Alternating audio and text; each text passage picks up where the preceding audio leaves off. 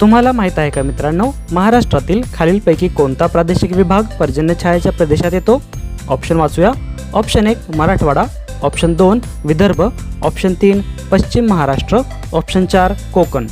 सांगा मित्रांनो काय उत्तर येईल बरं? याचं उत्तर आहे मित्रांनो ऑप्शन क्रमांक 3 पश्चिम महाराष्ट्र. व्हिडिओ आवडला असेल तर आपल्या चॅनलला लाईक, फॉलो, शेअर, सबस्क्राईब करायला विसरायचं नाही. धन्यवाद.